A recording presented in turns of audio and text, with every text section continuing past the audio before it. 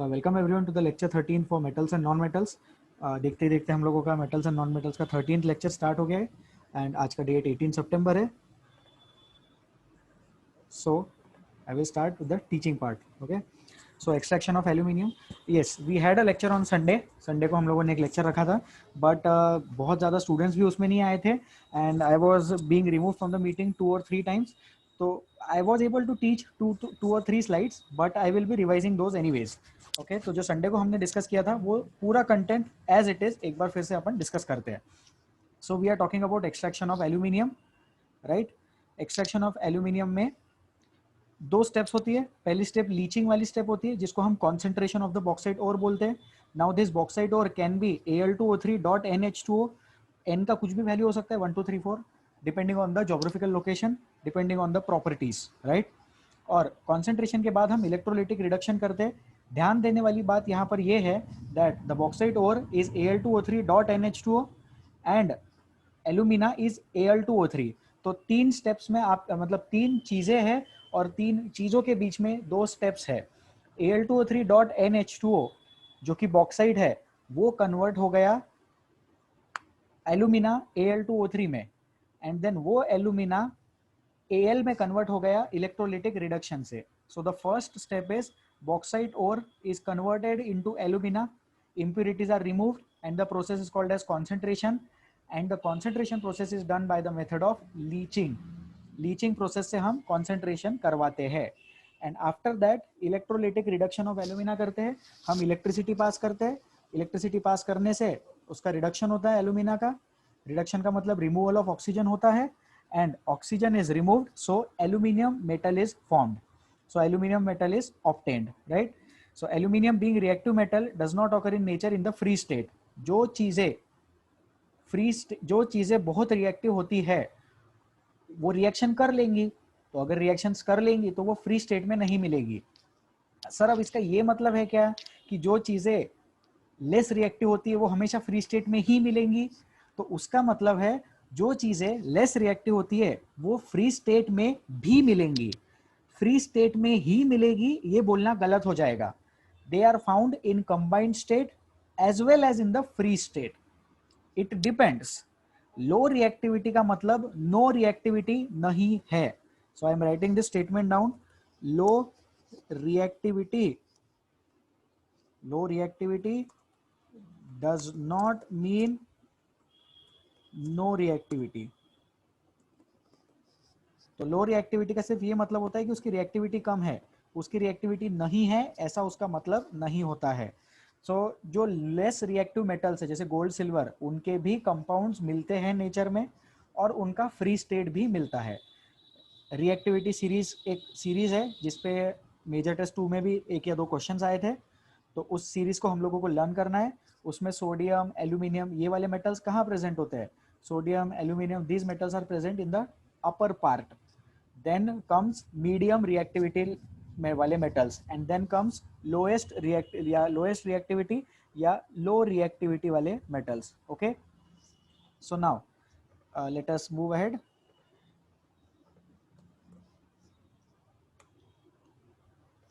So aluminium being reactive metal does not occur in nature in free state. Aluminium is the third highly abundant element in the Earth's crust. यहाँ पे Earth's crust लिखा है तो उस चीज का ध्यान दे। In the universe, some other element is highly abundant, that is hydrogen. In the Earth's crust, aluminium is the third highly abundant element. Oxygen की अवेलेबिलिटी मैक्सिमम है Earth's crust में, और उसका रीजन क्या है? उसका रीजन ये है कि हर मेटल का ऑक्साइड तो बनता ही है। तो जाहिर सी बात है वो जो ऑक्सीजन अर्थ क्रस्ट में है वो O2 के फॉर्म में नहीं है, वो कंबाइंड फॉर्म में है। ऑक्साइड बना मतलब ऑब्वियस बात है उसमें ऑक्सीजन होगा, तो वहां पे ऑक्सीजन है, इसीलिए ऑक्सीजन का अवेलेबिलिटी भी अर्थ क्रस्ट में बहुत ज्यादा है। So oxygen and silicon and then it is aluminium. Okay, then aluminium is extracted from its ore bauxite. Bauxite contains 30 to 70% Al2O3 and the remaining part is gangue. तो इस gang में TiO2, Fe2O3 और SiO2 हमने discuss किया था and it is also made up of sand, silica, iron oxide. यहाँ पे TiO2 नहीं लिखा है उन्होंने, बट वो भी इंक्लूड करते हैं उसमें, depending on the location as well. Okay, so I hope this slide is clear and I will go ahead. Okay, So आज वाली क्लास में आई विल बी टीचिंग 4 और 5 slides and then I will be taking up your difficulties. Okay, so now extraction of aluminium यहाँ खत्म होता है. अपन अभी next slide पे जाएंगे. Okay, so extraction of metals moderate reactivity. तो सीक्वेंस देखे आप, क्रोनोलॉजी समझे. स्टार्टिंग में हमने हाई रिएक्टिविटी वाले मेटल्स देखे, उसके बाद हम लोग लो रिएक्टिव, उसके बाद हम लोग अभी मॉडरेट रिएक्टिविटी वाले मेटल्स देखने वाले हैं. एंड देन लास्ट में हम लोग क्या देखेंगे, लास्ट में हम लोग लो रिएक्टिविटी वाले मेटल्स देखेंगे. और ये क्या हो रहा है, दिस इज द एक्सट्रैक्शन. तो ये जो एक्सट्रैक्शन है ये सेकेंड स्टेप है. Try to recall, try to remember. First step was concentration of the ore, second step is extraction of the metal, third step is refining.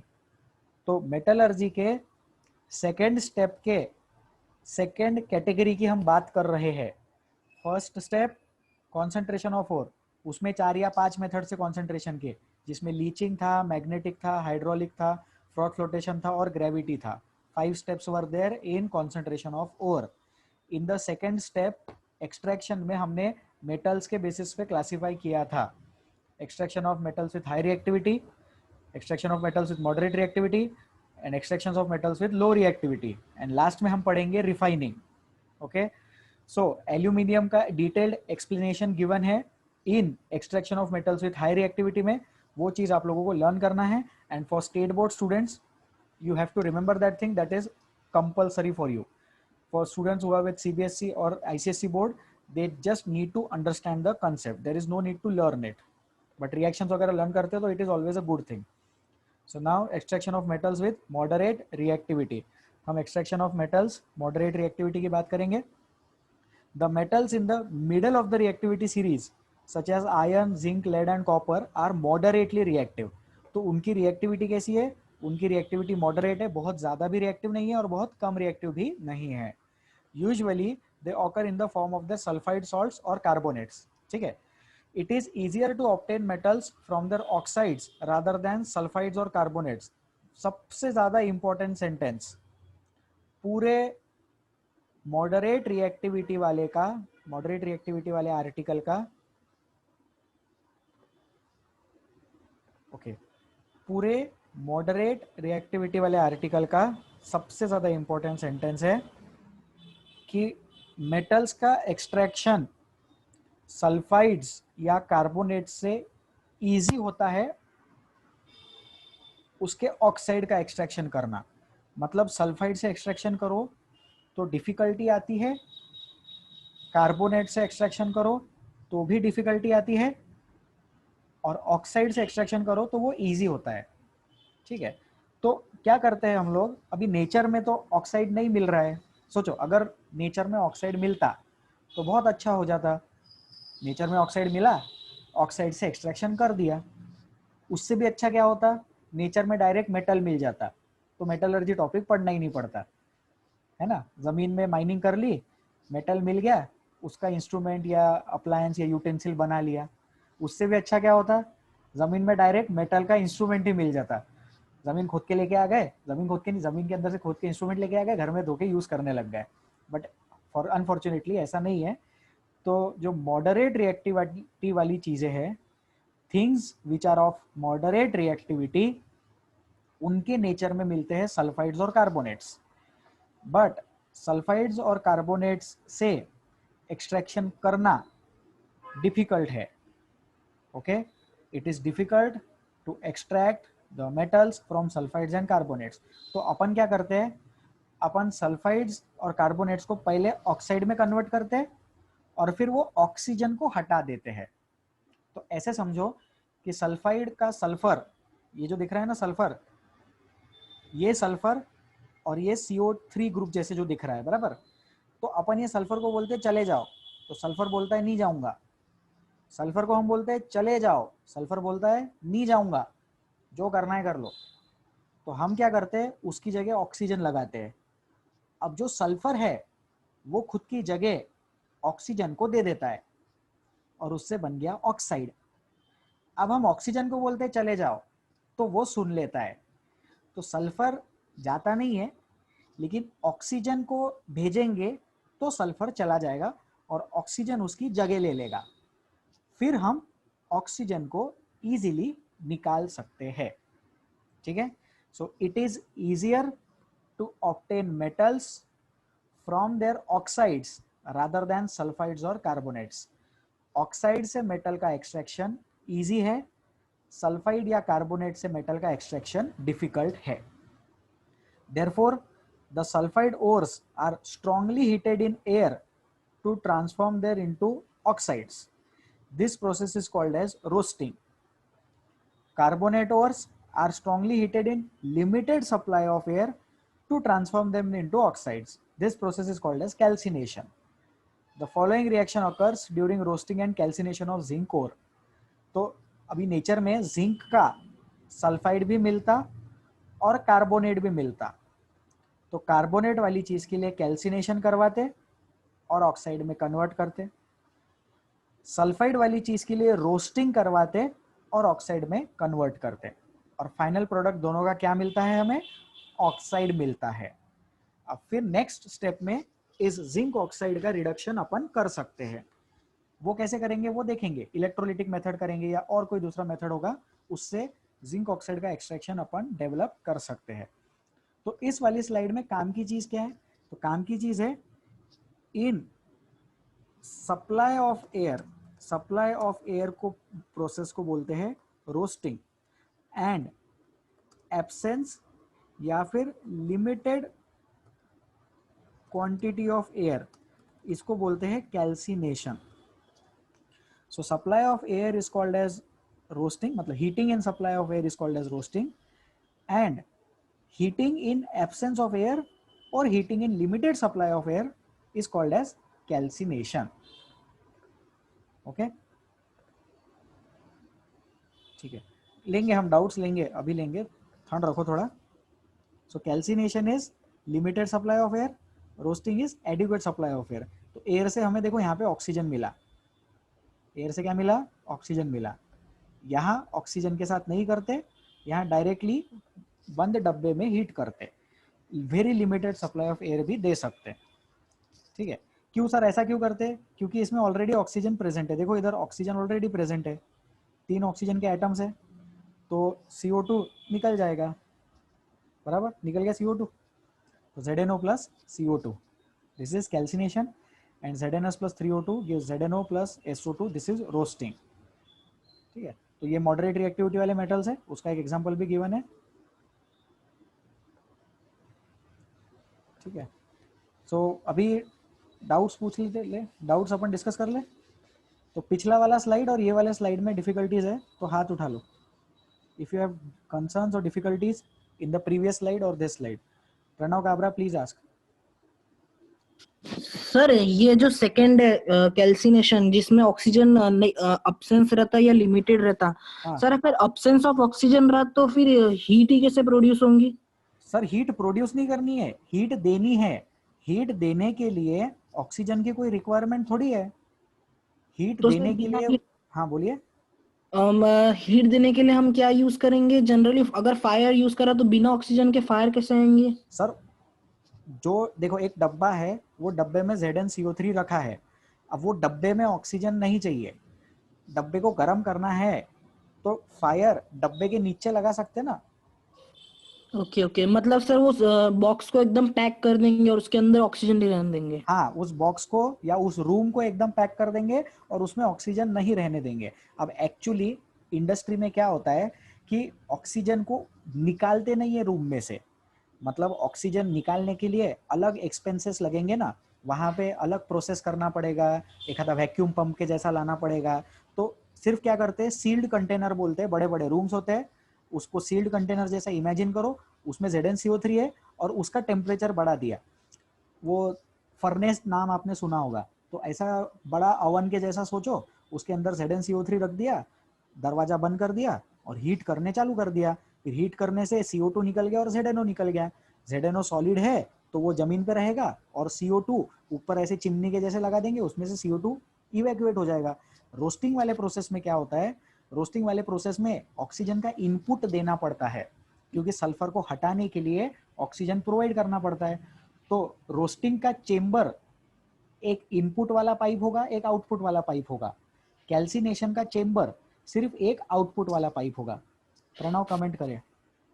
Yes sir, understood. Very good Pranav, good. Prathamesh जल्दी से doubt पूछिए।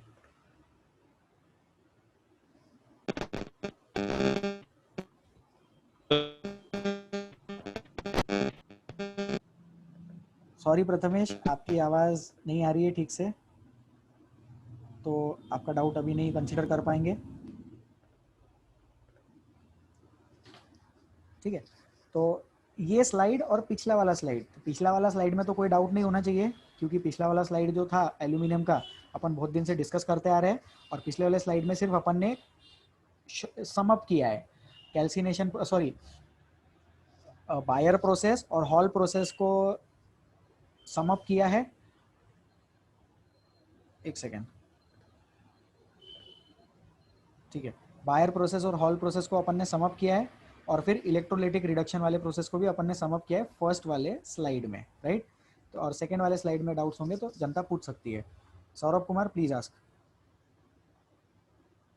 Sir फिर से समझाओ ना वो। हाँ ये वाला क्या? हाँ ठीक है, तो मॉडरेट रिएक्टिविटी वाले मेटल्स है। तो देखो मेटल्स को 3 पार्ट में डिवाइड किया अपन ने, हाई रिएक्टिविटी, मॉडरेट रिएक्टिविटी, लो रिएक्टिविटी। उसमें से अपन अभी मॉडरेट रिएक्टिविटी वाले मेटल्स की बात करते हैं। तो जो मॉडरेट रिएक्टिविटी वाले मेटल्स होते हैं उनके नेचर में सल्फाइड और कार्बोनेट मिलते हैं। देखो स्टेटमेंट लिखा भी है वहाँ पे, usually they occur in the form of their sulphides और कार्बोनेट्स। सल्फाइड सॉल्ट या कार्बोनेट के फॉर्म में वो नेचर में मिलते हैं। अब it is easier to obtain metals from their oxides rather than sulphides और कार्बोनेट्स। तो सल्फाइड या कार्बोनेट से मेटल डायरेक्टली लाना डिफिकल्ट है, ऑक्साइड से मेटल लाना ईजी है। अपन क्या करते हैं, सल्फाइड या कार्बोनेट को पहले ऑक्साइड में कन्वर्ट करेंगे और फिर उसको रिडक्शन करेंगे। तो therefore sulphide ores are strongly heated in air to transform them into oxides. इधर एयर देने का मतलब ऑक्सीजन प्रोवाइड करने का।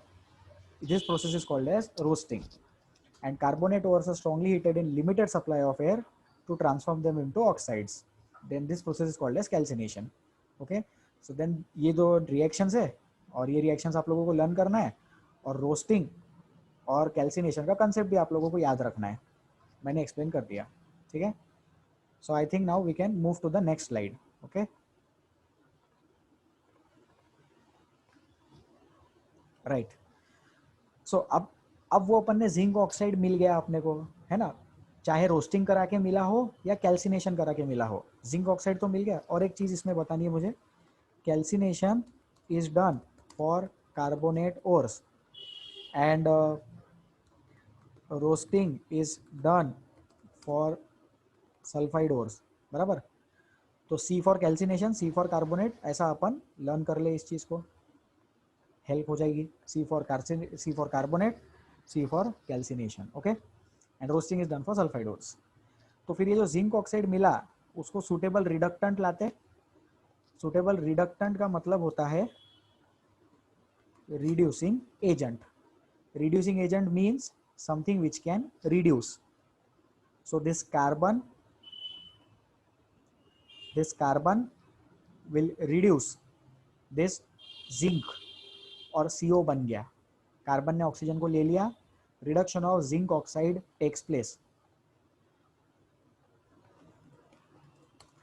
Reduction of zinc oxide takes place, zinc metal is formed. So I want students to write down this statement in their notebooks. कहीं तो भी notebook में ये स्टेटमेंट आप लोगों के पास होना चाहिए, that reduction of zinc oxide takes place, zinc metal is formed. Zinc metal बना दिया गया और रिडक्शन हो गया, ठीक है। अपार्ट फ्रॉम कार्बन, अभी कार्बन के अलावा दूसरे रिएक्टिव मेटल्स रहते हैं जैसे sodium, calcium, aluminium, they can also be used as reducing agents for the reduction of metal oxide to obtain metal. This is because these metals displace a moderately reactive metal from its compound. For example, when magnesium dioxide is ignited with aluminum powder, following reaction takes place. तो इसमें ये heat वगैरह evolve हो जाती है, heat is evolve as a by product and Mn का reduction हो गया. तो जैसे Mn जो है, Mn क्या है, Mn भी एक मॉडरेट रिएक्टिव मेटल है. Mn is also a moderate reactive metal. उसको अगर अपन एल्यूमिनियम के साथ रिएक्शन करवा दे, मतलब MnO2 को, मैग्नीज डाइऑक्साइड को एल्यूमिनियम के साथ रिएक्शन करवा दे, तो वो भी मेटल Mn दे देगा। तो इस केस में क्या हो रहा है, इस केस में Al is the reducing agent.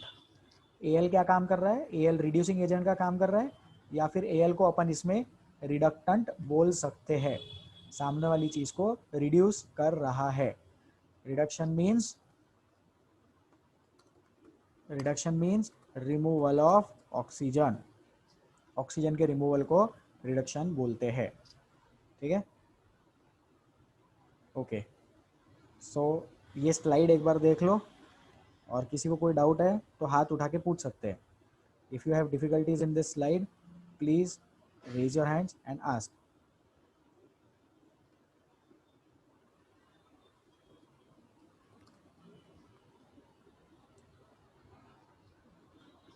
ठीक है, कोई स्टूडेंट किसी रैंडम नेम से ज्वाइन हुए थे, that was a pre developed name, ऐसा बहुत सारे अल्फ़ाबेट्स थे, उसमें बहुत सारे कैरेक्टर्स थे, तो मैंने उनका नाम प्लीज़ राइट योर नेम लिख दिया है।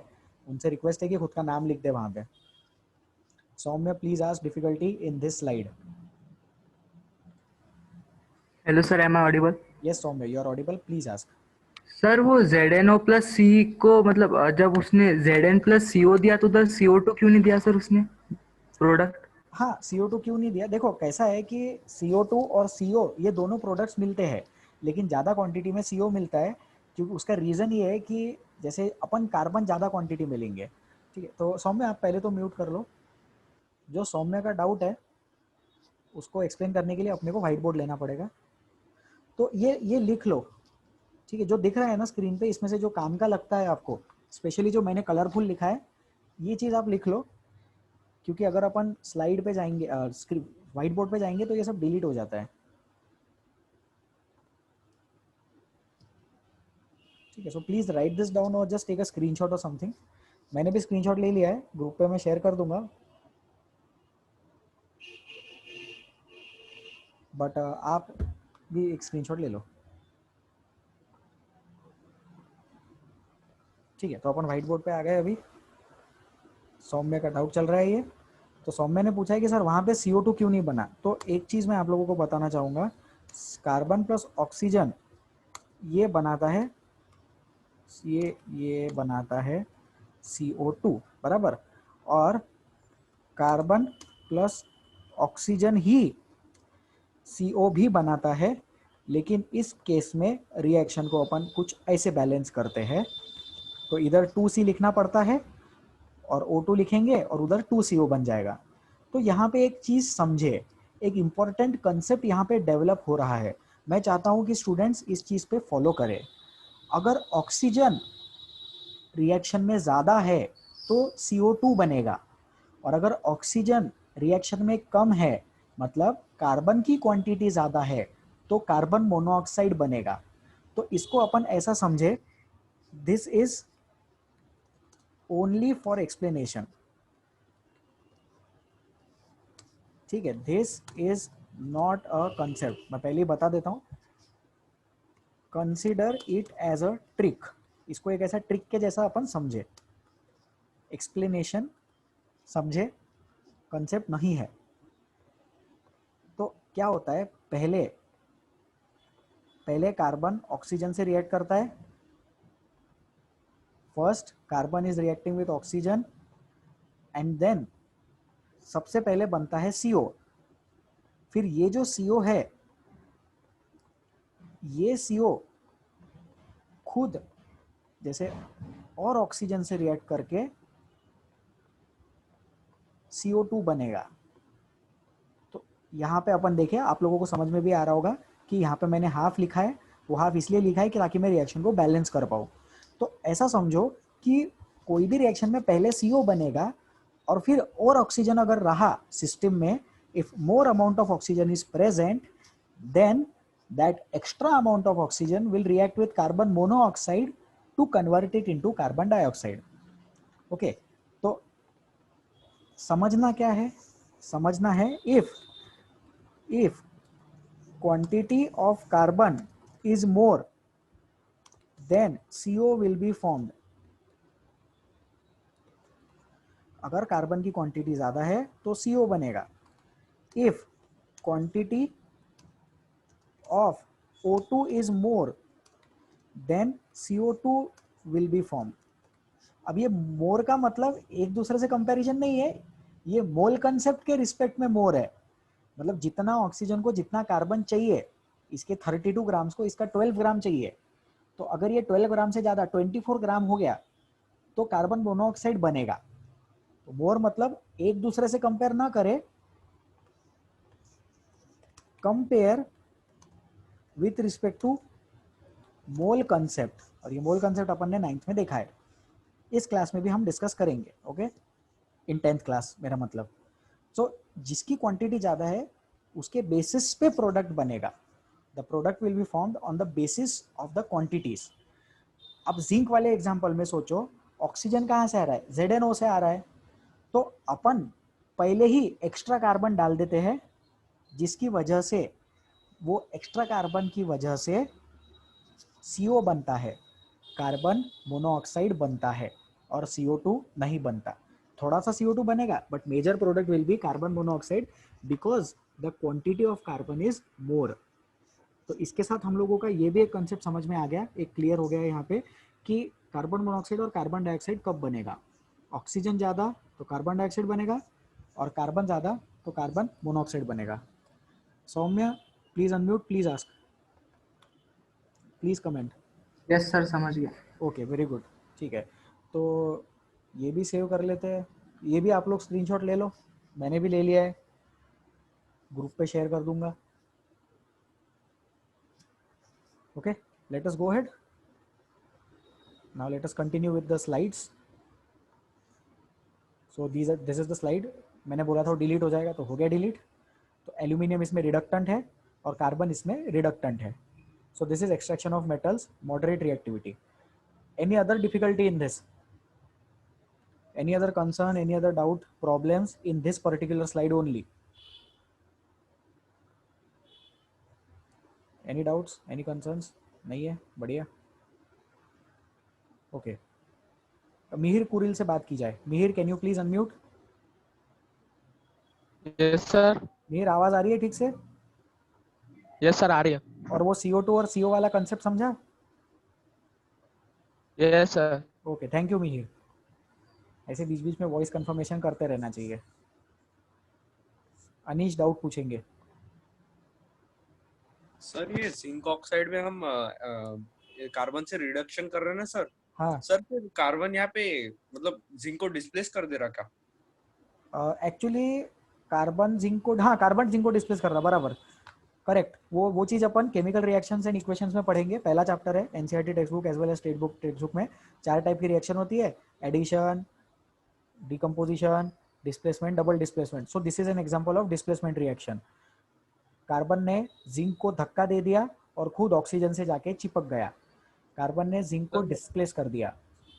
कार्बन जिंक से ज्यादा रिएक्टिव है? नहीं सर, वो जो रिएक्टिव ज्यादा है या नहीं, ये चीज ऑक्सीजन के रिस्पेक्ट में देखते क्या है. मेटल सॉल्ट से जो डिस्प्लेस करते हैं उसको ज्यादा रिएक्टिव बोलते हैं ना, हाँ यस सर. है ना. ये ऑक्साइड है, तो आप ये बोल सकते हो कि carbon is more reactive than zinc only for oxides, बराबर. Yes sir. हाँ, ऐसा जनरलाइज नहीं कर सकते. वो चीज अपन पढ़ेंगे. बहुत अच्छा डाउट बताया, बहुत अच्छा डाउट रेज किया है आपने. I want Anish I want you to keep this doubt floating with you. Floating का मतलब थोड़ा अभी समझ में आया.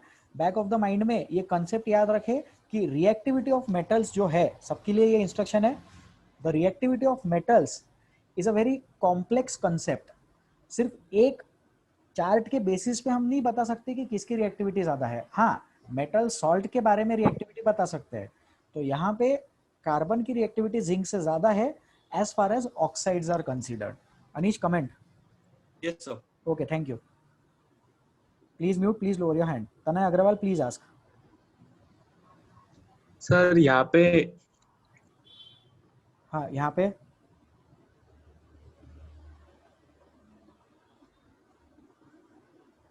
तनय प्लीज आस्क. तनय से बात नहीं हो पा रही है, सॉरी तनय।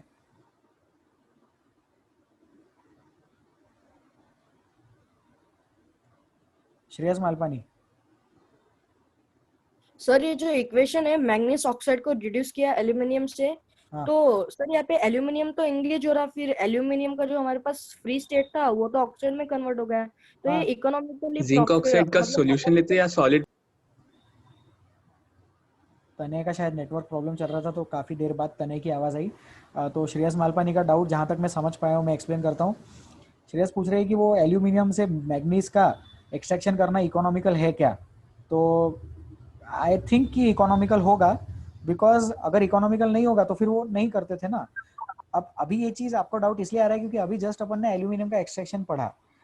एक इकोनॉमिक्स में एक कॉन्सेप्ट ये भी रहता है कि कितनी क्वांटिटी बन रही है। अभी एल्यूमिनियम सस्ते में बन रहा होगा, बनाने का प्रोसेस सस्ता होगा एल्यूमिनियम का, या फिर इसमें रिएक्शन में क्वांटिटी के हिसाब से सोचो।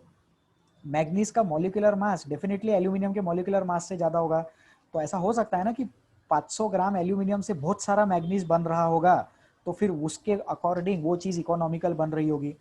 मतलब 10 ग्राम एल्यूमिनियम और 10 ग्राम मैग्नीज में महंगा एल्यूमिनियम होगा, होता होगा नहीं होता होगा जाने दो, लेकिन अज्यूम करो वर्स्ट के सिनेरियो एल्यूमिनियम महंगा होगा, लेकिन 10 ग्राम एल्यूमिनियम अगर 100 ग्राम मैग्नीज बना के दे सकता है तो फिर तो वो प्रोसेस इकोनॉमिकल हो जाएगी। बराबर है श्रेयस, मैं जो बोला समझा आपको? Yes sir. Okay, thank you. हाँ, ये जो लिख रहे हैं कि sir please explain in short the important points, जिन्होंने नाम चेंज किया है मैं बताऊंगा, मैं इंपॉर्टेंट पॉइंट्स बताऊंगा। Okay, please don't worry. ये जो कैरी मिनाटी है इनको अपन रिमूव कर देते हैं, ठीक है। हाँ, तनय अग्रवाल, एक बार आप ट्राई करेंगे बात करने का?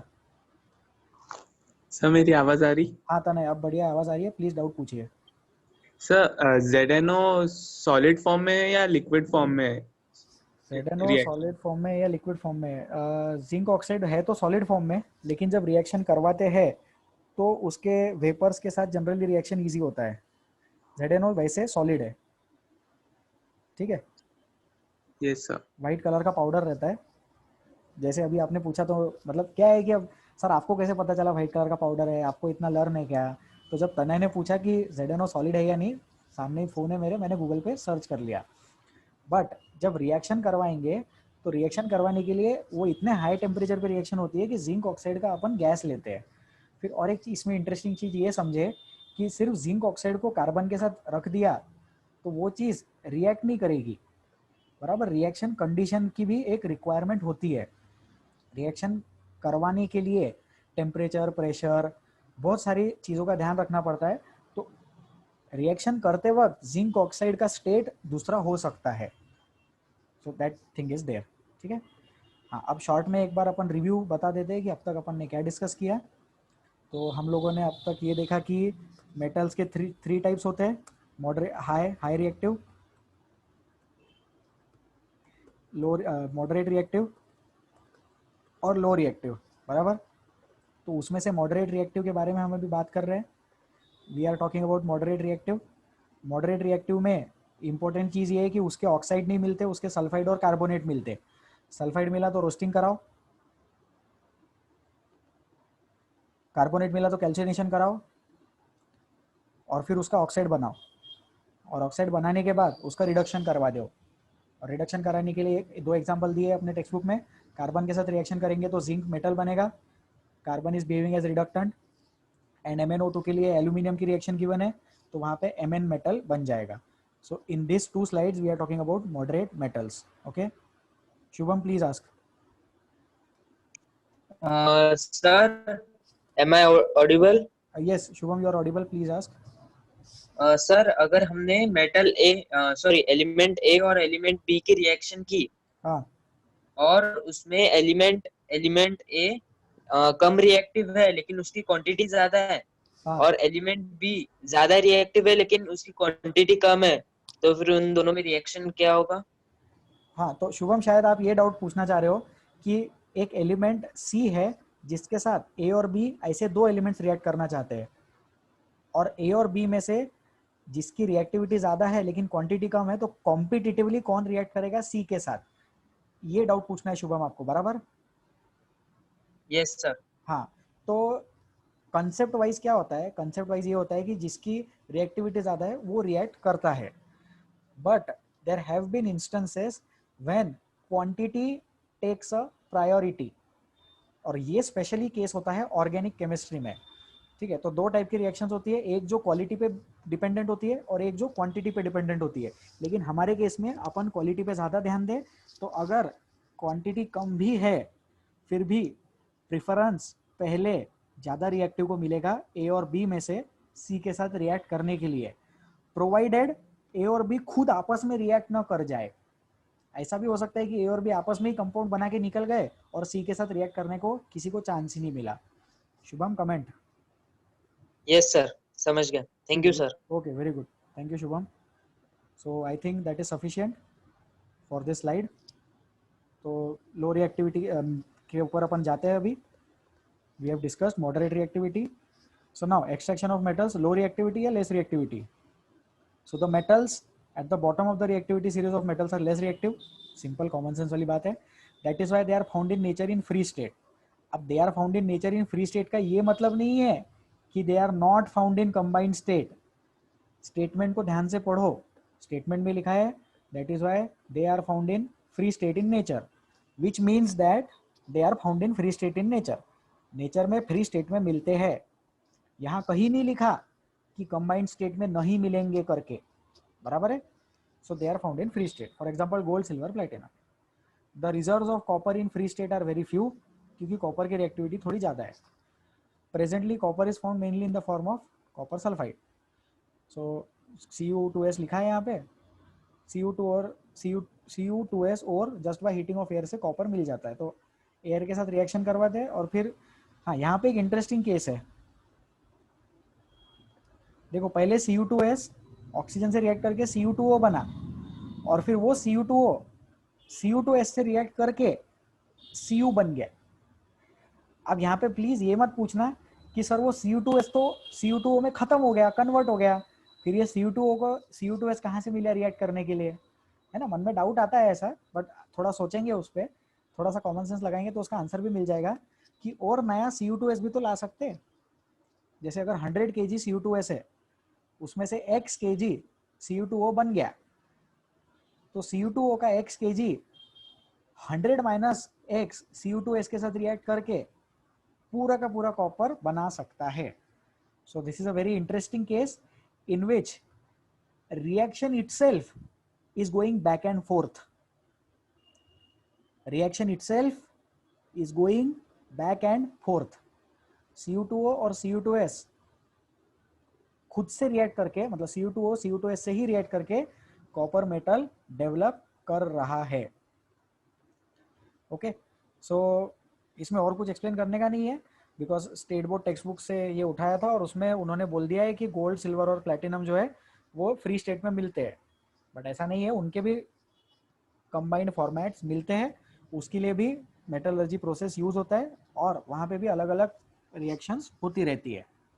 ठीक है, अब जो मेटलर्जी टॉपिक है ये बहुत वास्ट टॉपिक है। लोग 4 साल का बीटेक डिग्री लेते हैं मेटलर्जी पे, VNIT नागपुर में 4 ईयर का मेटलर्जी बीटेक प्रोग्राम है।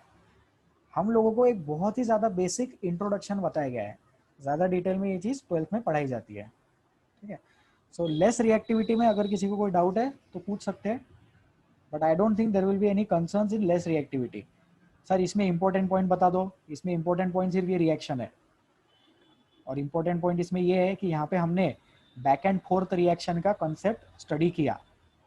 ये जो बैक एंड फोर्थ रिएक्शन का नाम है, ये नाम मैंने दिया है, किसी बुक में या नेट पे वगैरह ढूंढेंगे तो शायद नहीं मिलेगा, लेकिन दिख रहा है ना कि ये रिएक्शन बैक एंड फोर्थ जा रही है। 100 ग्राम Cu2s लेके आएंगे, ये लिख देता हूँ मैं, 100 ग्राम, ग्राम से ही बात कर लेते हैं, 100 ग्राम Cu2s gets converted to X gram Cu2O। It means that 100 minus X Cu2s is remaining।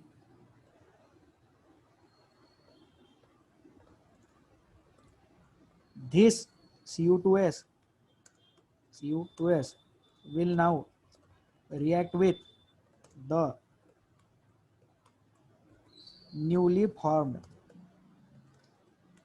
Cu2।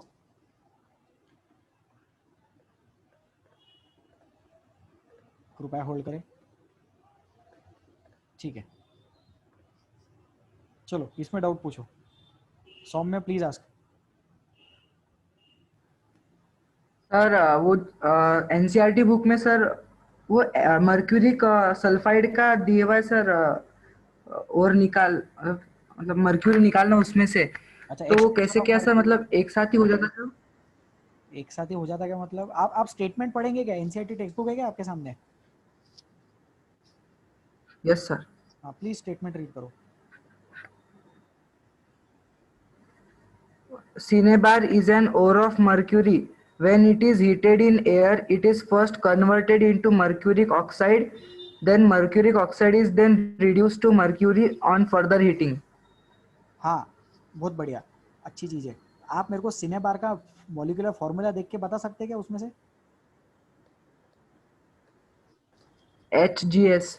हाँ मस्त, म्यूट कर लो। ये एक्सप्लेन कर देते हैं, पता नहीं क्यों ये स्लाइड में इंक्लूड नहीं हो पाया, कुछ एरर की वजह से स्किप हो गया होगा।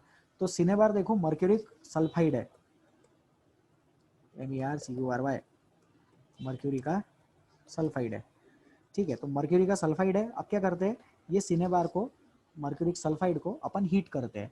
तो अपन ऐसा HGS लिख दे क्या यहाँ पे, इसको ऐसा HGS लिख देते हैं। फिर वो HGS का हीटिंग करेंगे, तो जाहिर सी बात है अपन एयर में हीटिंग कर रहे हैं यहाँ पे, तभी एयर का ऑक्सीजन इस सल्फर को रिप्लेस कर पाएगा। ठीक है, तो अब यहाँ पे अगर डिस्प्लेसमेंट की बात करें, किसी ने डाउट पूछा था डिस्प्लेसमेंट, तो ऑक्सीजन ने सल्फर को डिस्प्लेस कर दिया, बराबर। ऑक्सीजन ने किसको डिस्प्लेस किया? सल्फर को डिस्प्लेस कर दिया। तो इसमें बन जाएगा HgO। फिर वो HgO को और आगे अपन और हीट करते जाएंगे, तो फिर अब और तो ऑक्सीजन से वो रिएक्ट करेगा नहीं, तो वो क्या कर देगा, वो खुद का ऑक्सीजन रिलीज कर देगा और मेटल मर्क्यूरी लिक्विड फॉर्मेट में अपने को मिल जाएगा। L लिक्विड लिखा है। ठीक है, तो सौम्य कहाँ गए? सौम्य अनम्यूट करे, कमेंट करे।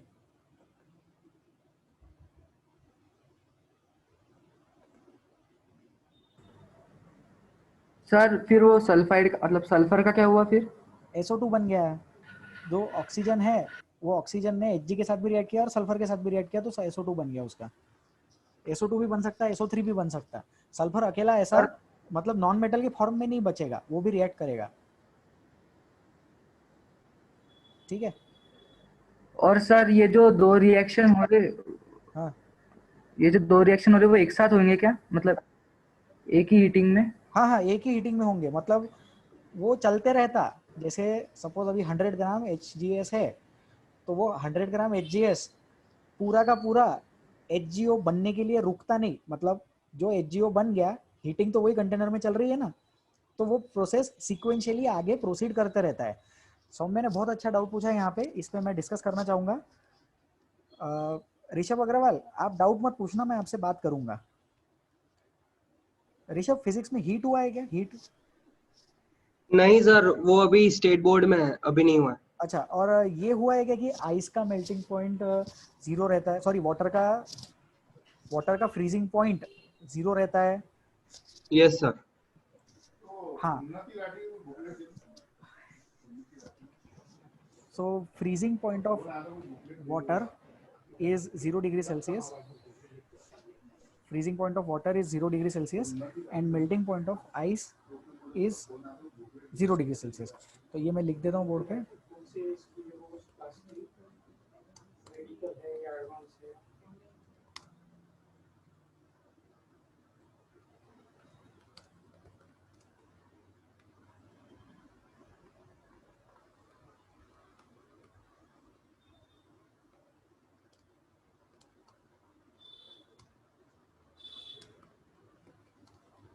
Okay, so melting point of ice is 0 degree Celsius and freezing point of water भी वैल्यू वही है, but that concept like that definition is different.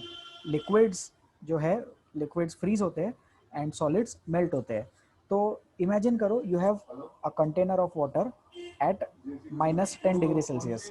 Okay, a container of water is at -10 degree Celsius no sorry not water, container of ice is at minus 10 degrees Celsius.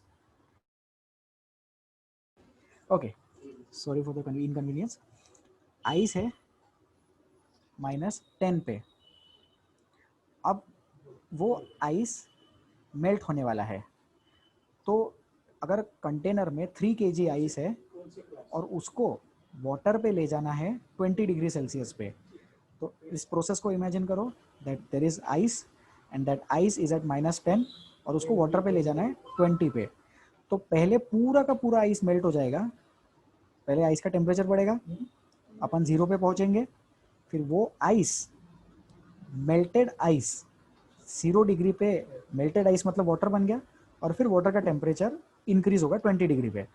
तो ऐसा नहीं होता कि थोड़ा सा पानी 20 बन गया और आइस भी प्रेजेंट है -5 पे या 0 पे या -10 पे. पूरे के पूरे आइस का टेम्परेचर एक साथ 0 जाता, पूरा का पूरा आइस एक साथ मेल्ट होता, और फिर मेल्टेड आइस मतलब लिक्विड वाटर कन्वर्ट होता, and then the temperature of that particular water rises. So वैसा प्रोसेस सिनाबार में नहीं हो रहा है.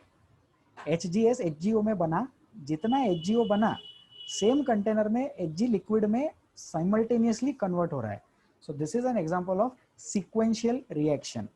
सो मैंने यहाँ पे फिजिक्स का एक एग्जांपल को रिलेट किया और ये बताया कि जैसा फिजिक्स में होता है वैसा यहाँ पर नहीं हो रहा है. फिजिक्स में आइस रुकता है, वाटर रुकता है, वाटर का टेम्परेचर इंक्रीज नहीं होता है जब तक पूरा का पूरा आइस 0 डिग्री पे कन्वर्ट ना हो जाए, पूरा का पूरा आइस मेल्ट ना हो जाए. यहाँ पे ये HGO रुकेगा नहीं कि इसके साथ ही HGS आएंगे, HGO बनेंगे और वो HGO फिर लिक्विड HG में कन्वर्ट होंगे. ठीक है, तो सौम्य का डाउट था. सौम्य एक बार आप अनम्यूट करेंगे? सौम्य का अनम्यूट के ऑप्शन गया. ठीक है, ऋषभ अग्रवाल अनम्यूट करो और ये जो कंसेप्ट बताया ये समझा के पूछो, मतलब मुझे इन्फॉर्म करो कि ये समझा क्या. Yes sir yes. और ये मेल्टिंग ऑफ आइस वाला चीज समझाना कि वो आइस रुकता है पूरा का पूरा पहले, फिर आइस मेल्ट होता है और फिर वाटर का टेम्परेचर. यस सर, वो लैटेंट हीट ऑफ हाँ, लेटेंट हीट ऑफ फ्यूजन वो पिछले साल ही हो गया था. बहुत बढ़िया. तो वो पिछले साल जो हुआ वो अपन ने फिजिक्स का छोटा सा कंसेप्ट रिवाइज कर लिया.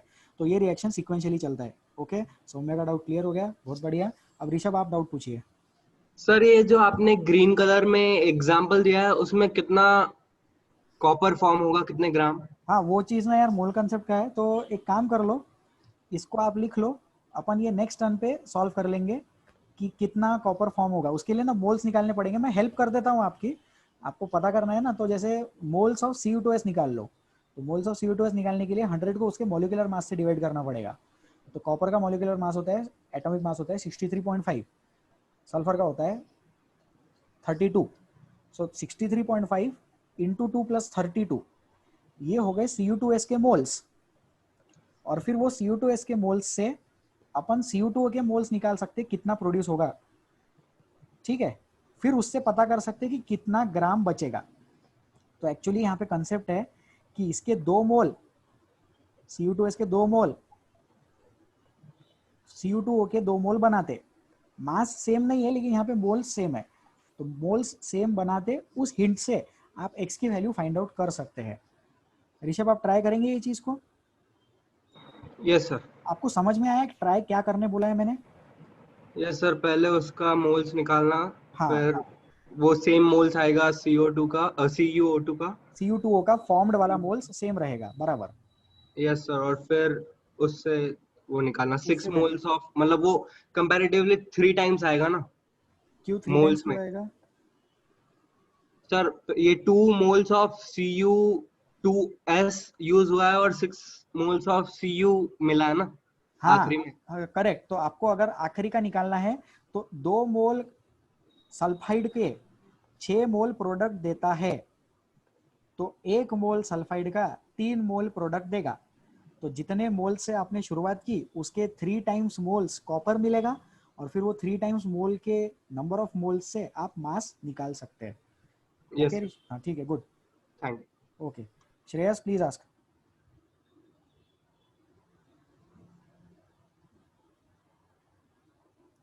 Shreyas unmute.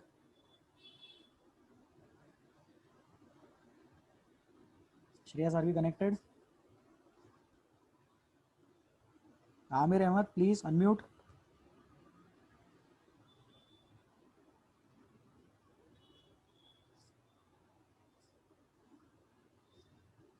Yes sir. Aamir आवाज आ रही है ठीक से? हाँ सर आ रही है आवाज। और स्क्रीन पे दिख रहा है? थोड़ी ग्रीन अटक अटक के आ रही है बस। थोड़ी अटक अटक के आ रही है। चलो, और हाँ ये दिख रहा है लेकिन हाँ थोड़ा अटक रहा। अच्छा, दिखने में भी अटक रहा है क्या? हाँ वो माउस ऐसा अटक अटक के जा रहा अच्छा, है, फिर आप पहले बोलते रहे हो बाद में हो रहा उधर। हाँ अच्छा ठीक है, मैं समझ गया। Okay, I will try to take care of that thing. Shreyas Malpani unmute करें, please ask your difficulty. Sir, what is meant by flux? Flux statement पढ़ेंगे? कहाँ पढ़ा आपने ये फ्लक्स स्टेटमेंट? पढ़ेंगे?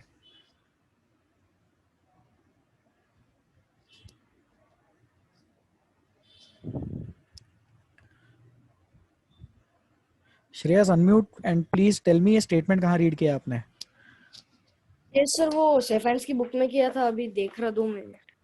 ठीक है, वो व्हाट्सएप कर देना, ठीक है? कर लेंगे डिस्कस, इंपॉर्टेंट होगा तो क्लास में भी बता देंगे, बट नॉट राइट नाउ।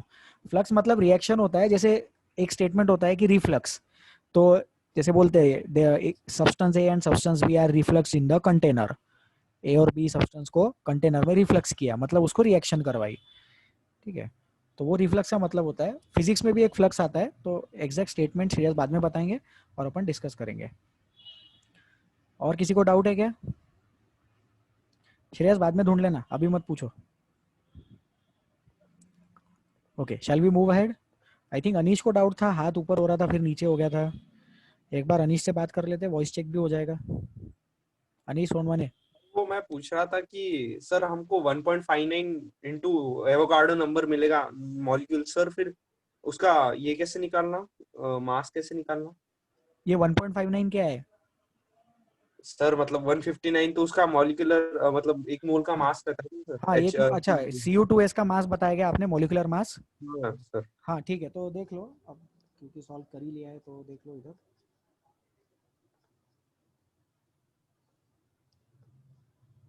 मैं ना पहले लिख लेता हूँ फिर बात करता हूँ, पूरा लिखा हुआ एक साथ पढ़ने में इजी जाएगा।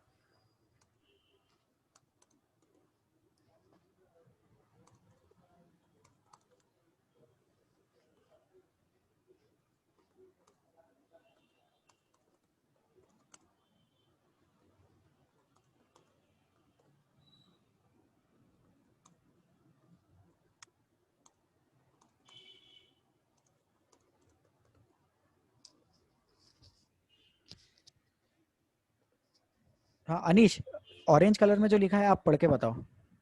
159 mm molecular mass of number of moles is 100 by 159. These many number of moles Cu2s are reacting, so 300 by 159 moles of Cu will be formed. हाँ, तो यहाँ तक समझा?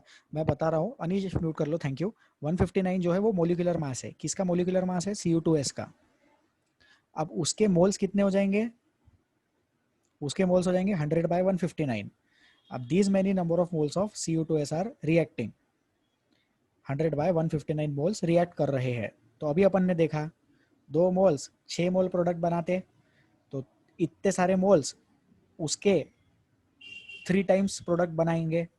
तो मैंने 100 अपॉन 159 को 3 से मल्टीप्लाई कर दिया, तो 300 अपॉन 159 आ गया। अब ये जो 300 अपॉन 159 है, इससे अनीश पूछ रहे हैं कि मास कैसे निकलेगा।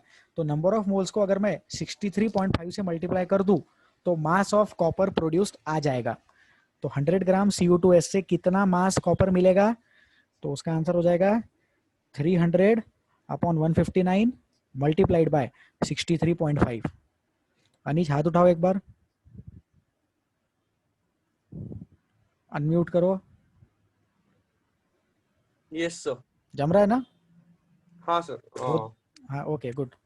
119 आता हाँ सर। ठीक है, वैल्यू तो ठीक है, वैल्यू जो भी है that is not our concern right now. Rishabh Agarwal. Sir लेकिन अभी कॉपर सल्फाइड और एक बार दूसरे इक्वेशन में प्रोडक्ट रिएक्टेंट के साइड में आ रहा है ना सर, तो एक और मोल आएगा ना उसका? हाँ एक और मोल आएगा, लेकिन आप ऐसा सोचो ना कि हाँ यार उसका एक और मोल आ रहा है ना, तो फिर 2 और 1 3 हो जाएंगे, तो 3 से 6 बना, मतलब 1 से 2 मिलेगा, है ना? यही बोल रहे हो ना ऋषभ? Yes sir. हाँ यार, बड़ा बराबर है, वेरी गुड, ब्रिलियंट, बहुत बढ़िया। सब लोग सुने। अनीश, जो हम अज्यूम कर रहे थे कि 2 से 6 बन रहे हैं, तो वो एक्चुअली 2 से 6 नहीं बन रहे, वो 2 + 1 से 6 बन रहे, मतलब 3 से 6 बन रहे हैं। तो 300/159 को हमें 3 से ना मल्टीप्लाई करते हुए 2 से मल्टीप्लाई करना पड़ेगा फाइनल आंसर के लिए। ये होता है बैक एंड फोर्थ वाली रिएक्शंस में। Very good observation Rishabh. और कुछ? No sir, thank you. Thank you so much, very good. चलो अपन आगे बढ़े, अभी हो गया,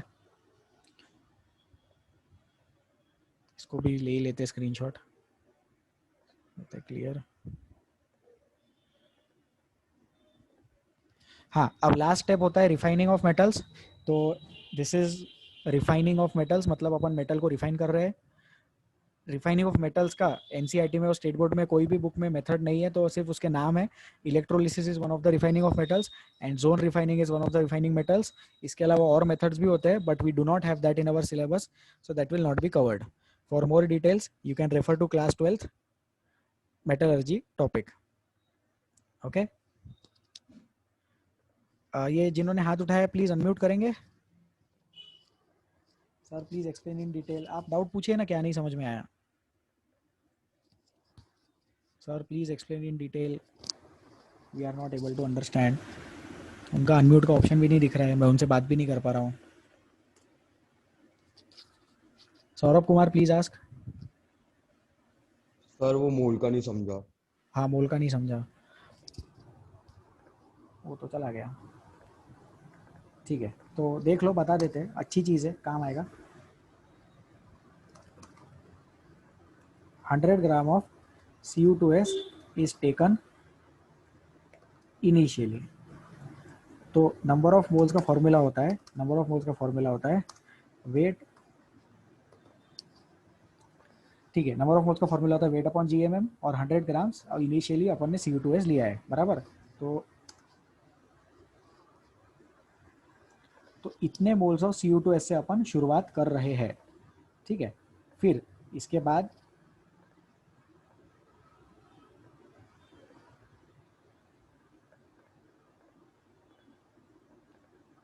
after this 3 moles of Cu2s gives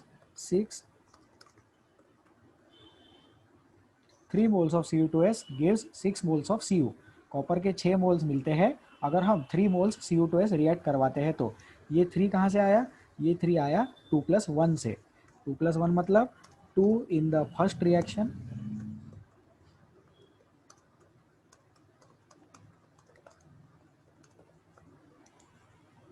तो ये 3 मोल्स आया 2 + 1 से, 2 in the first reaction and 1 in the second reaction. इसको भी उठा के मैं बाजू में रख देता हूँ, ठीक है। तो हम आगे लिख रहे हैं अभी,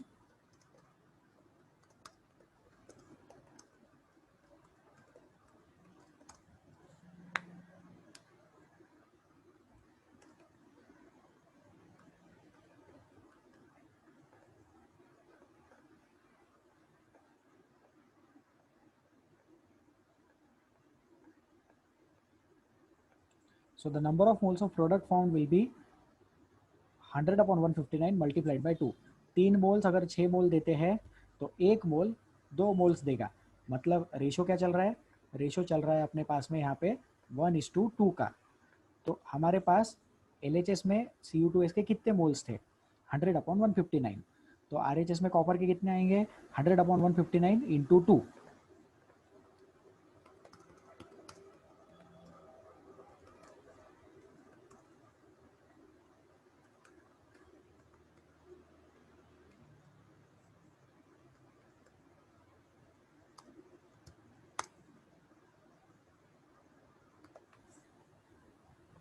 तो वेट ऑफ कॉपर कितना बनेगा? उतने नंबर ऑफ मोल्स इनटू उसका मॉलिक्यूलर मास। तो कॉपर का मॉलिक्यूलर मास कितना होता है? कॉपर का मॉलिक्यूलर मास होता है 63.5। अब ये मॉलिक्यूलर मास, एटॉमिक मास एक ही कंसेप्ट है। एटॉमिक मास लिख लो यहाँ पे, the gram atomic mass of copper is 63.5। तो अपन ने उससे मल्टीप्लाई कर दिया और वो अपना फाइनल आंसर आ गया, ठीक है। किन का डाउट था ये? सॉरी मैं आपका नाम भूल गया, Saurabh Kumar, yes, please unmute.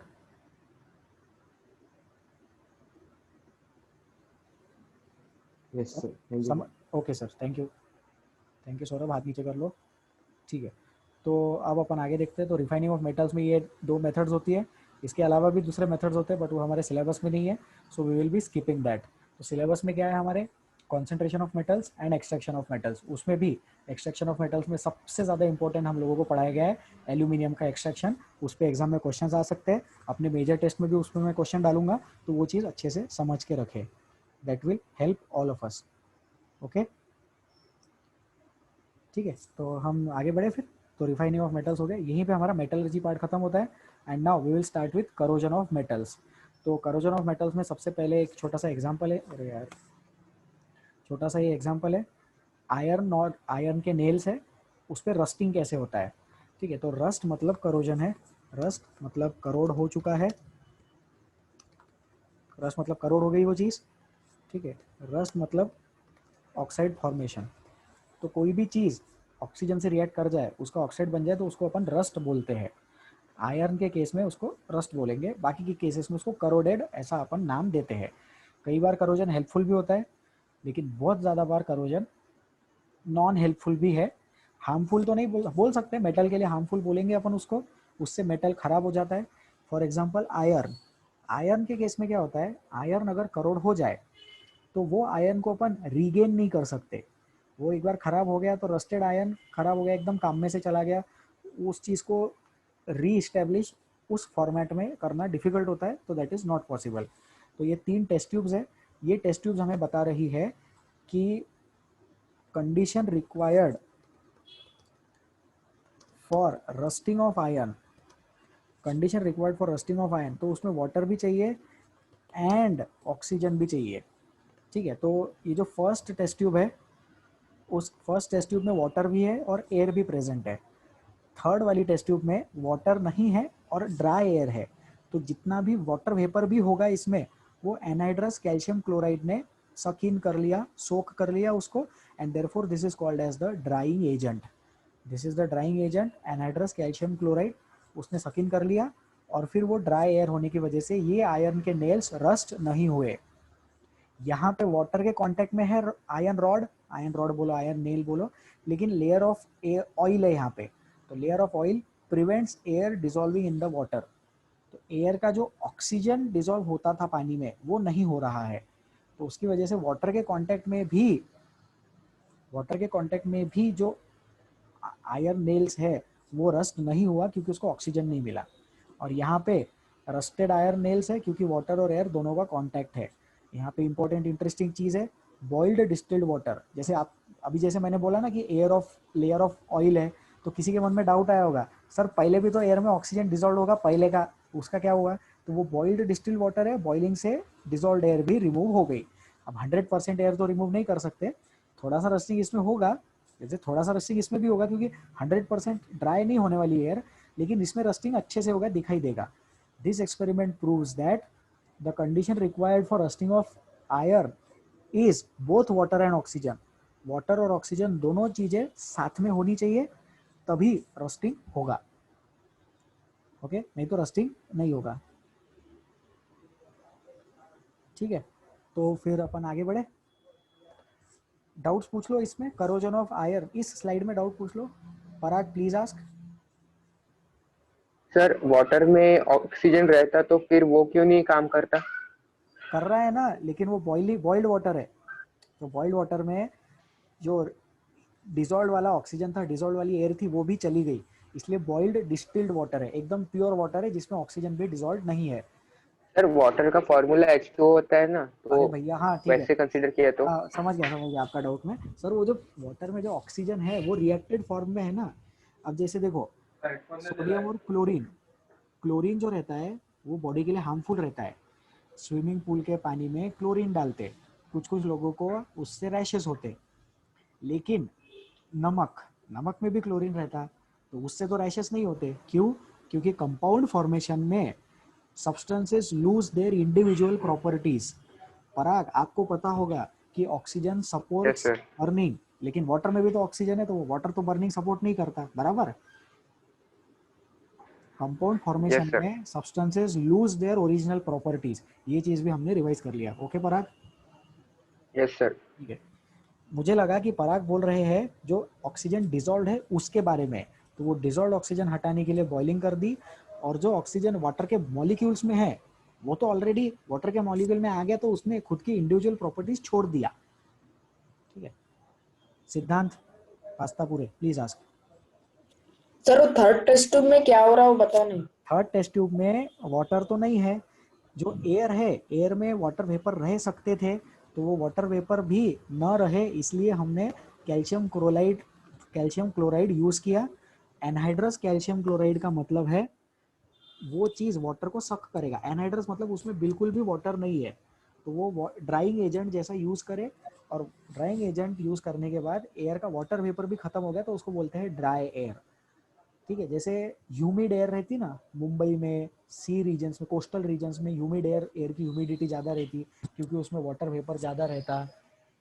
तो जिस एयर में बिल्कुल भी वाटर वेपर नहीं है उसको ड्राई एयर बोलते हैं, और ड्राई एयर बनाने के लिए एनहाइड्रस कैल्शियम क्लोराइड यूज करते क्योंकि वो ड्राइंग एजेंट है। Siddhant comment. Yes sir, thank you Siddhant. Prathamesh please ask. Siddhant हाथ नीचे कर लो।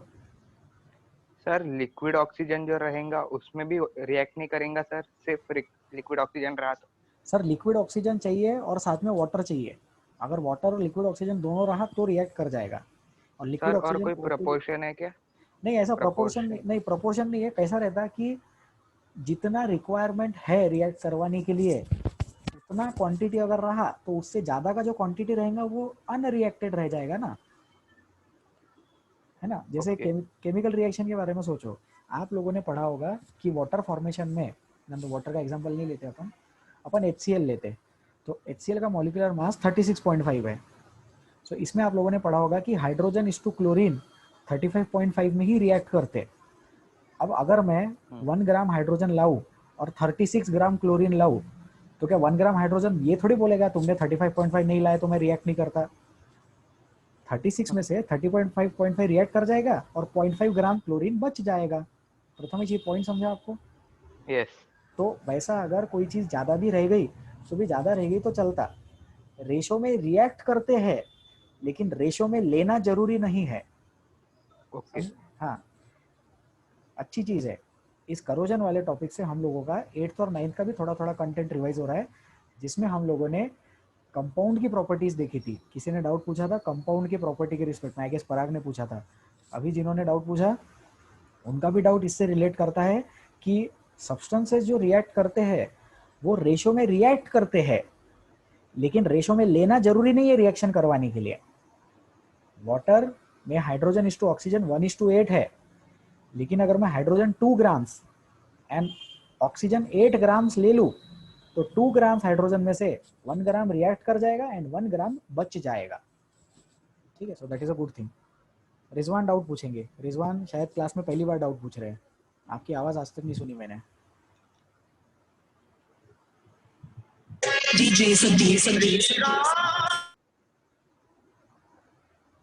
क्या है, इतना मस्त क्लास चल रहा था, जनता डिस्टर्ब करती है। कोई बात नहीं, होता है। हर्षवर्धन पूछेंगे। सर अगर हमने सिर्फ एयर में रखा वो आयरन में, तो सर फिर उसमें उससे ज्यादा फास्ट कोरोजन होगा या फिर पानी में रखा तो? हर्षवर्धन एक बार फिर से पूछेंगे आप? सर अगर हमने यहाँ पे जो आयरन रखा है तो सर हमने ड्रायर में रखा है और एक एयर और वाटर दोनों इसमें रखा है, तो फास्ट किस में होगा, ड्राई एयर में या फिर एयर और वाटर दोनों में? ड्राई एयर में करोजन नहीं हो रहा है, इसमें करोजन नहीं हो रहा, इसमें भी करोजन नहीं हो रहा, इसमें करोजन हो रहा है। देखो आयरन जो है वो थोड़ा रेडिश बन गया, रस्टेड बन गया। कंडीशन है कि वाटर और ऑक्सीजन दोनों रिक्वायर्ड है। इसमें ड्राई एयर होने के कारण वाटर प्रेजेंट नहीं है, तो इसमें करोजन नहीं हो रहा है। तीनों टेस्ट ट्यूब में से एक ही टेस्ट ट्यूब में करोजन हो रहा है। हर्षवर्धन रिप्लाई। Okay sir. ठीक है, थैंक यू। हाथ नीचे कर लो। Prathamesh please ask. Hello sir, am I audible? Yes Prathamesh please ask. हाँ सर, अभी मतलब हमने देखा कि करोजन के लिए वाटर और ऑक्सीजन लगती, तो सर क्या हम सॉल्ट को ऐसा कैटालिस्ट बोल सकते हो करोजन में, करोजन वाली प्रोसेस में? नहीं बोल सकते, क्यों? सॉल्ट से क्या होगा? नहीं सर, मतलब ऐसे बोलते ना कि मतलब सी में जब भी सॉल्ट की वजह से जो मेटल रहता वो खराब हो जाता मोस्टली, आयन। अच्छा ऐसा, हाँ। नहीं यार, वो सॉल्ट जो है ना, वो सॉल्ट नहीं है रिस्पॉन्सिबल करोजन के लिए।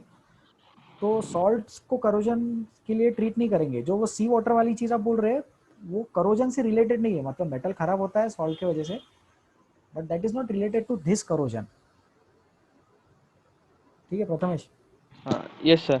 सर और मेरे को एक डिफिकल्टी है सर, अगर एक शिप ऐसी खड़ी है बहुत, मतलब 20 साल 30 साल, मतलब जितने भी टाइम के लिए, तो जब उसका कुछ हल पानी के अंदर रहेगा और कुछ एरिया ऊपर रहेगा, तो सर जो उसकी बीच की पट्टी है वही करोड़ रहेगी ना, हाँ, या जो फिर उसका पानी नहीं, मतलब? जो पानी के कांटेक्ट में वही करोड़ होती है। बहुत बढ़िया। पूरा का पूरा शिप करोड़ नहीं होता, लेकिन हाँ होता क्या है, नीचे का पार्ट करोड़ होता, फिर वो नीचे का पार्ट टूट टूट के नीचे गिरता, उससे शिप नीचे नीचे जाती। हाँ सर, यानी अपन बोल सकते हैं कि जो सिर्फ बीच का पट्टा है वही, मतलब जो बीच की पट्टी है जहाँ पे वाटर और ऑक्सीजन दोनों का साथ में कांटेक्ट हो रहा, वही वही पे ना? हाँ वहीं पे, लेकिन सोचो जो वाटर के अंदर पार्ट है उसमें भी तो ऑक्सीजन डिजोल्व है, तो वो वाला पार्ट भी तो करोड़ होगा। तो बीच का ऐसा पट्टा नहीं है, जहां से वाटर का लेयर है आखिरी तक करोड़ होगा। यानी सर उसका नीचे तक, हल तक के? हाँ पूरा नीचे तक होगा, और इनफैक्ट सिर्फ नीचे तक नहीं, ऊपर का पार्ट भी करोड़ होगा, क्योंकि ऊपर के पार्ट में एयर में वाटर वेपर तो रहेगा ना, लेकिन रेट ऑफ करोजन वाटर वाले कॉन्टैक्ट में ज़्यादा रहेगा। जैसे आप ये इसको शिप समझ लो, आप जो एग्जाम्पल ले रहे हो, इसमें ये पार्ट वाटर के कॉन्टैक्ट में है, ये पार्ट एयर के कॉन्टैक्ट में है, रस्ट पूरा हो रहा है ना। ये जो एयर के कॉन्टैक्ट में उसमें यस वाटर सर। वेपर है, उसकी वजह से ऊपर का रस्टिंग हुआ।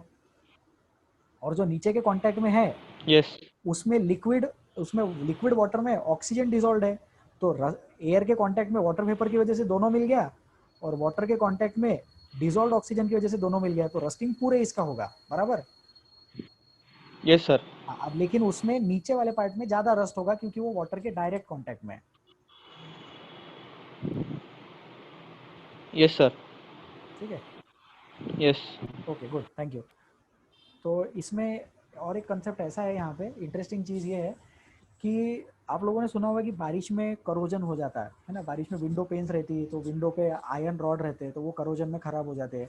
तो बारिश में क्यों खराब होते हैं? क्योंकि बारिश में एयर में वाटर वेपर का भी कंटेंट ज़्यादा होता है, और कई बार बारिश विंडो पे अगर गिरे और वहाँ पानी जमा हो जाए तो उससे भी करोजन होता है। एंड करोजन की वजह से मेटल खराब हो जाता है, उस मेटल को रीगेन नहीं कर सकते, उसको फेंकना पड़ता है। आयरन के केस में क्या होता है, जैसे पहली लेयर है वो करोड़ हो गई, फिर उसको वो अपने आप रिमूव हो जाएगी, हाथ से उसके ऊपर घसेंगे तो वो भी अपने हाथ को टच हो जाता है बराबर।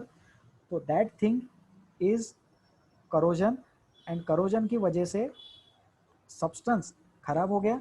नेक्स्ट लेयर करोड़ होगी, फिर नेक्स्ट लेयर करोड़ होगी, वो निकल के जाएगी, फिर थर्ड लेयर करोड़ होगी, वो निकल के जाएगी, फोर्थ लेयर करोड़ होगी, वो निकल के जाएगी। ऐसे करते करते पूरा का पूरा आयरन रॉड करोड़ हो जाता है।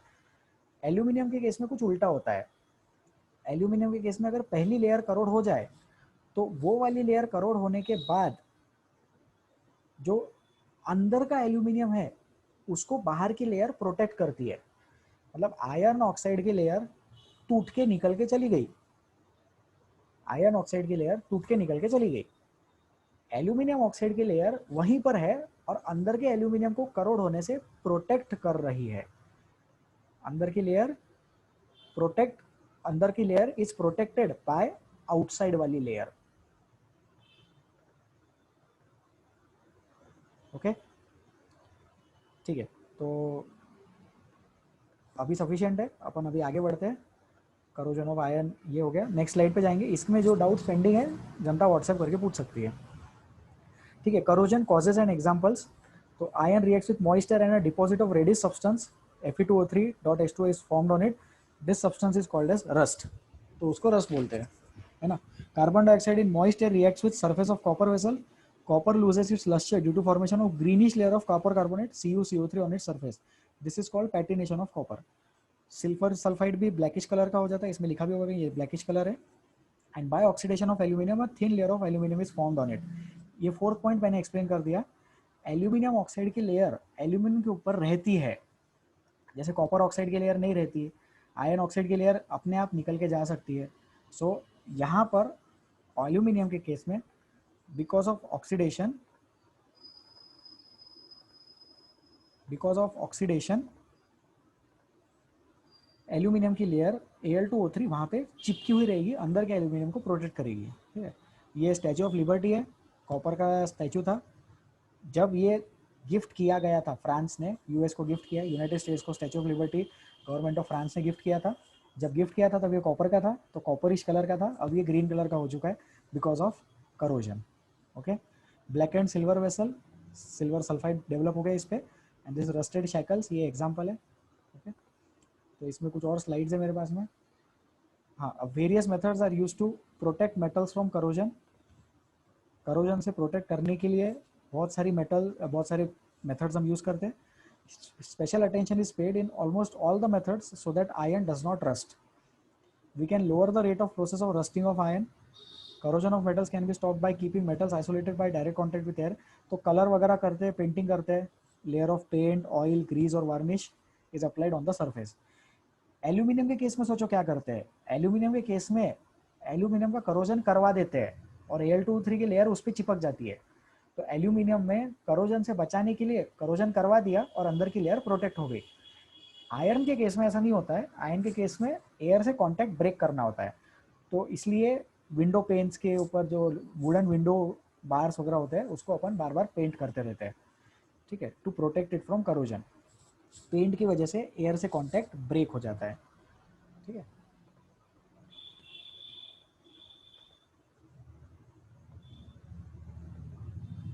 Okay, we will go ahead. तो ये स्टेट बोर्ड टेक्स्ट बुक से उठाया हुआ कंटेंट है, एनसीईआरटी टेक्स्ट बुक से, आप इसको रीड कर सकते हैं। ठीक है, करोजन में और कुछ points, gases in the air react with metals in the presence of moisture to form metal compounds. ये in the presence of moisture important है।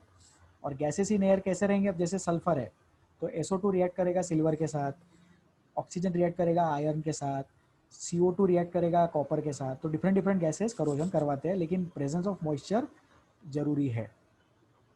ठीक है, the metals get affected by this process and undergo what is called as corrosion. Usually this metal compound is metal oxide, and अब वही पॉइंट फिर से लिखा है, the product of corrosion is metal oxide. Okay,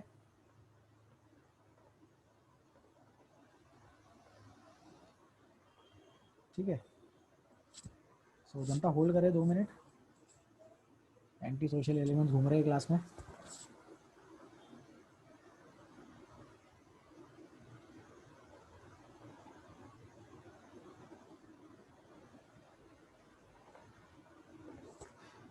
Okay, so this is about corrosion.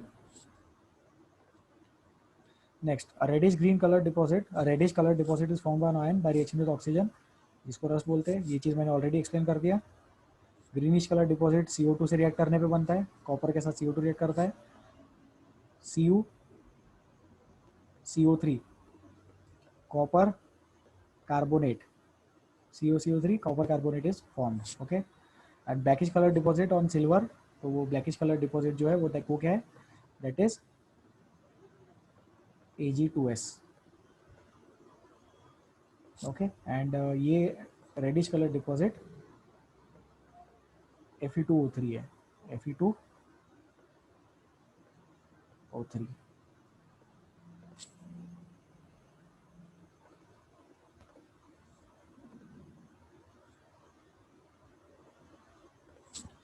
Okay fine, तो ये इसको लिख लो, स्क्रीनशॉट ले लो,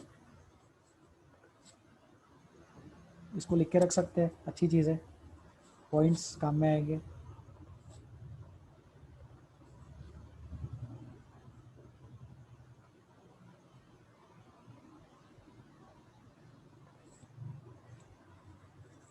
ठीक है, नेक्स्ट पॉइंट, नेक्स्ट स्लाइड। ये rusted ion and non rusted ion का एग्जांपल है। तो देखो, रस्ट होने के बाद कलर चेंज हो जाता है, this is non rusted part. ये एक ऐसा पाइप का पार्ट है। Okay, so this is the rust on iron part. Okay, ये रस्ट नहीं हुआ है part, this part is being rusted. This is corroded copper, copper पे ग्रीनिश कलर का लेयर बनता है। क्यों हो रहा है ऐसा?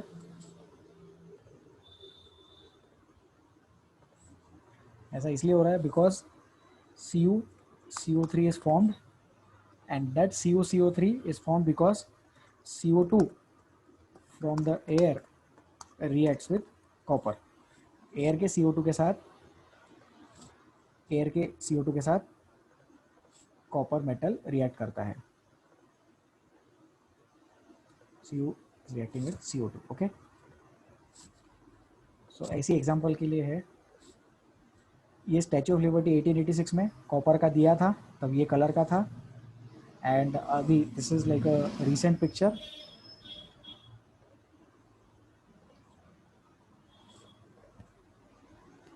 ग्रीनिश कलर का हो गया है because of the same reason, pollution की वजह से।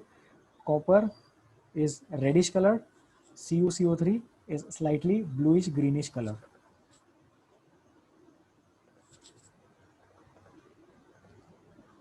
प्रिवेंशन ऑफ करोजन क्यों करना चाहिए?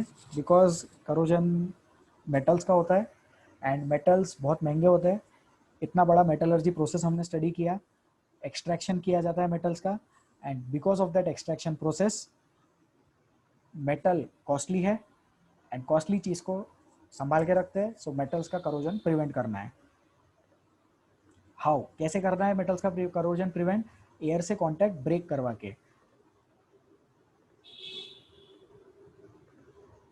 ठीक है, we break the contact of that piece of metal with air.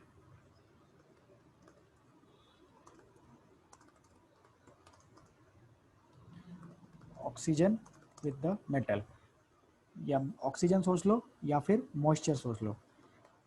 Oxygen से करोजन आयरन का होता है, CO2 से करोजन कॉपर का होता है।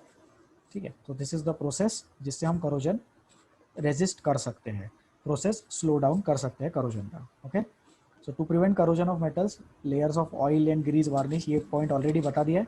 Also plating with another non corroding metal is done, iron is arrested by zinc plating. Now this is important point, sorry, ये जो पॉइंट है नॉन करोडिंग मेटल, एक इंपॉर्टेंट पॉइंट है। क्या होता है, इसको प्रोसेस को बोलते हैं जिंक प्लेटिंग। आयरन के ऊपर हम जिंक का लेयर कोट कर देते हैं। Because of that coating of the zinc layer का कोटिंग करने की वजह से आयरन का कांटेक्ट एयर से ब्रेक हो गया। अब जिंक जो है वो खुद करोड नहीं होता है, बट जिंक का लेयर होने की वजह से अंदर का मेटल बच गया। इस प्रोसेस को गैल्वेनाइजेशन बोलते हैं। This process is called as galvanization, and due to this processes the contact of metal surface with air is lost and corrosion cannot occur as chemical reaction नहीं हो सकता है। कांटेक्ट ब्रेक करना है air से, oxygen से या moisture से कांटेक्ट को ब्रेक करना है, and because of which corrosion can be stopped. Okay, so this is all about corrosion. आप लोगों ने ऑब्जर्व किया होगा कि towards the end of the lectures मैंने डिफिकल्टीज एंटरटेन नहीं की है, उसका रीज़न भी आप लोगों को पता ही है। सो जिनके भी डाउट्स है वो लोग व्हाट्सएप पे मुझे मैसेज कर सकते हैं, and I will reply them in the next class. Difficulties WhatsApp पे सेंड कर दो as a WhatsApp message, and then we will take up those difficulties in the next class. ठीक है, so with this I will end today's lecture. No wait, किसी ने difficulty लिखा है। Sir, I am Anish Sonawane of grade 10. Sir, in corrosion of iron, what is the need for water, as we need oxygen from which we get from air? So why do we need water for corrosion? ठीक है, so water provides a medium for reaction.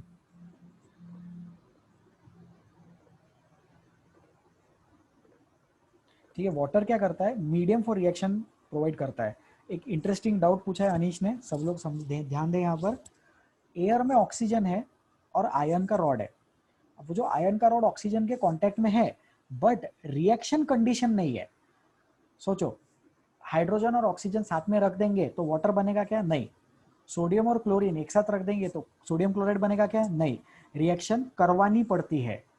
तो reaction करने के लिए अलग अलग condition होती है, जैसे टेम्परेचर की कंडीशन, प्रेशर की कंडीशन, हीट की कंडीशन। तो उसी तरह से एक कंडीशन होती है medium. Medium has to be provided for the reaction to proceed. Water provides that medium. तो ऐसा सोचो that water is a condition, it is a requirement for corrosion to take place. Corrosion में iron oxygen से react कर रहा है, but water is the medium which is enabling that reaction. जैसे oxygen और हाइड्रोजन का रिएक्शन करवाने के लिए, वाटर बनाने के लिए इलेक्ट्रिसिटी पास करनी पड़ती है. मैग्नीशियम और ऑक्सीजन, मैग्नीशियम का रॉड या मैग्नीशियम का रिबन ऑक्सीजन में रख देंगे एयर में तो अपने आप बर्न नहीं होता, अपने आप MgO नहीं बनाएगा, वो रिएक्शन करवानी पड़ेगी, उसको माचिस से लगाना पड़ता है. ठीक है, फायर लगाएंगे, then magnesium ribbon can start burning. Okay, so magnesium ribbon burn करवाने के लिए initial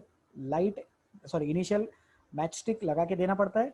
so similarly water is a medium for this reaction, तो वो मीडियम प्रोवाइड करना होता है. ठीक है, so I have a better method. और अगर किसी को डाउट है तो व्हाट्सएप करके पूछ सकते हैं.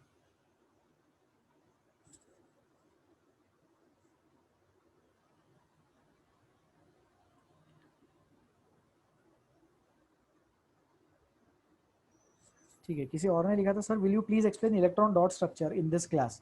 तो इलेक्ट्रॉन डॉट स्ट्रक्चर हम नेक्स्ट टर्न पे डिस्कस करें, not next turn, next turn पे will start with new topic chemical reaction and equations. After that topic we will discuss electron dot structure. Okay, उस टॉपिक के बाद electron dot structure अपन consider कर लेंगे. Lewis electron dot structure बोलते हैं उसको, that thing will be taught. Okay, सो किसी ने ये डाउट व्हाट्सएप पे भेजा था. So that's it. That's all for today. Thank you so much for attending the class. Please take care of yourselves. हम कल मिलेंगे. कल next class है, same time 6:30 PM we will meet on Zoom meeting app and we will start with chemical reactions and equations. नया topic पढ़ाया जाएगा. Please take care of yourselves. Thank you so much.